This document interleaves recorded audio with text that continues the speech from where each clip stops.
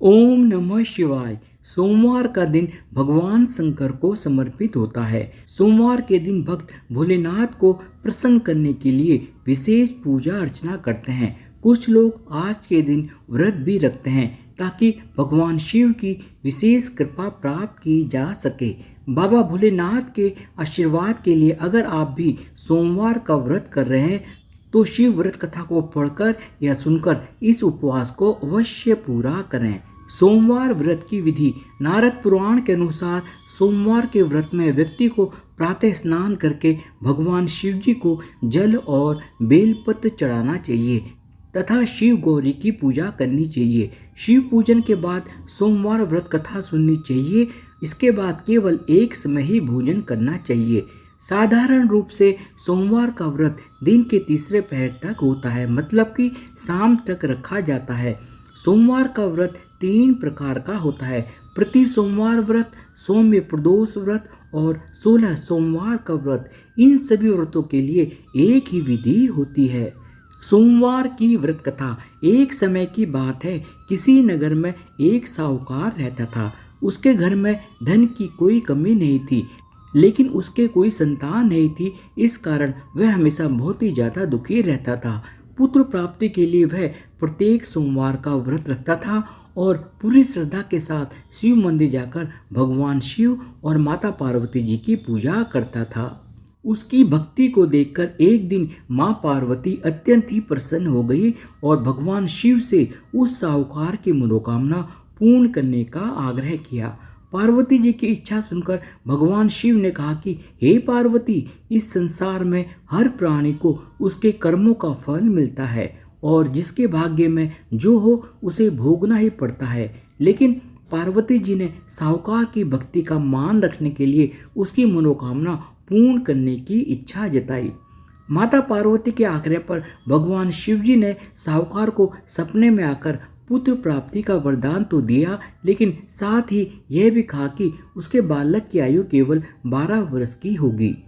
सुबह साहूकार जब सोकर उठा और उसे भगवान शिव द्वारा सपने में पुत्र प्राप्ति के वरदान की याद आई तो उसे ना तो इस बात की कोई खुशी थी और ना ही दुख। वह पहले की भांति ही भगवान शिव और माता पार्वती की पूजा करता रहा। कुछ समय के बाद साहूकार के घर एक पुत्र का जन्म हुआ। जब वह बालक 11 वर्ष का हुआ तो साहूकार ने उसे पढ़ने के लिए काशी भेजने का निश्चय किया। साहूकार ने पुत्र के मामा को बुलाकर उसे बहुत सारा धन दिया और कहा कि तुम इस बालक को काशी विद्या प्राप्ति के लिए ले जाओ और मार्ग में यज्ञ कराना। जहाँ भी यज्ञ कराओ वहाँ ब्राह्मणों को भोजन कराते हुए और दान दक्षिणा देते हुए जाना। दोनों मामा भांजे इसी तरह यज्ञ कराते और ब्राह्मणों को दान दक्षिणा देते हुए काशी की ओर चल पड़े।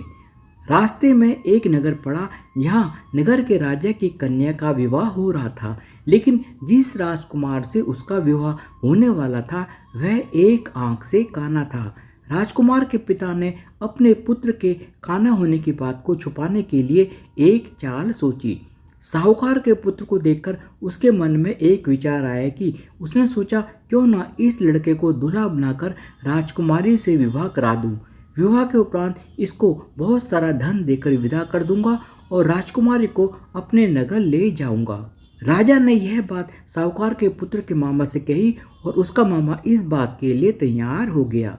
साहूकार के पुत्र को दूल्हे के वस्त्र पहनाकर राजकुमारी से विवाह करा दिया गया, लेकिन साहूकार का पुत्र ईमानदार था। उसे यह बात न्यायसंगत नहीं लगी।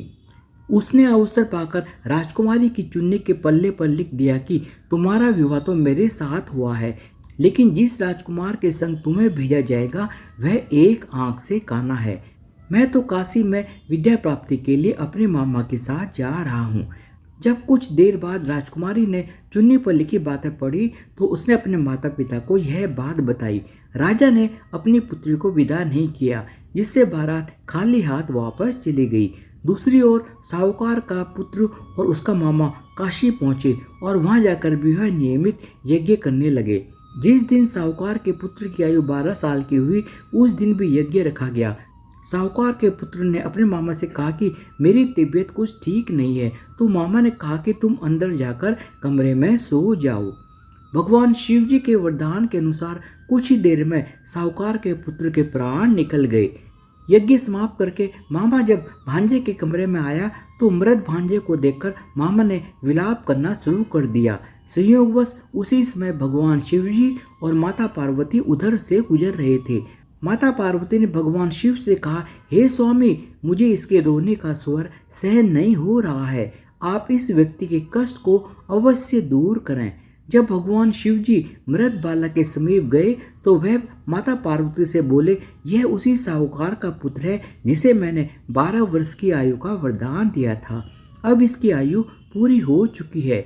लेकिन मातृभाव से विभोर माता पार्वती ने कहा कि हे महादेव, आप इस बालक को और आयु देने की कृपा करें, अन्यथा इसके वियोग में इसके माता पिता भी तड़प तड़प कर मर जाएंगे।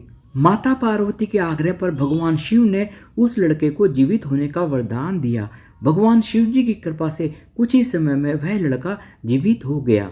शिक्षा समाप्त करके लड़का अपने मामा के साथ अपने नगर की ओर चल दिया। दोनों चलते हुए उसी नगर में पहुंचे जहां उसका विवाह हुआ था। उस नगर में भी उन्होंने यज्ञ का आयोजन किया। उस लड़के के ससुर ने उसे पहचान लिया और फिर वो उस लड़के और उसके मामा को अपने महल में ले गए, जहाँ राजा ने उनकी खूब खातिरदारी की और फिर अपनी पुत्री को बहुत सारा धन देकर उनके साथ विदा किया। इधर साहूकार और उसकी पत्नी भूखे प्यासे रहकर बेटे की प्रतीक्षा कर रहे थे। उन्होंने प्रण कर रखा था कि यदि उन्हें अपने बेटे की मृत्यु का समाचार मिला तो वह भी प्राण त्याग देंगे, परंतु अपने बेटे के जीवित होने का समाचार पाकर वे बेहद ही प्रसन्न हुए। उसी रात भगवान शिव ने व्यापारी के सपने में आकर कहा, हे श्रेष्ठी, मैंने तेरे सोमवार के व्रत करने और व्रत कथा सुनने से प्रसन्न होकर तेरे पुत्र को अब लंबी आयु प्रदान की है। इसी प्रकार जो कोई सोमवार का व्रत करता है या कथा सुनता और पढ़ता है, उसके सभी दुख दूर हो जाते हैं और उसकी समस्त मनोकामनाएं पूर्ण होती हैं। धन्यवाद। बोलो भगवान शिव की जय हो, माता पार्वती की जय हो।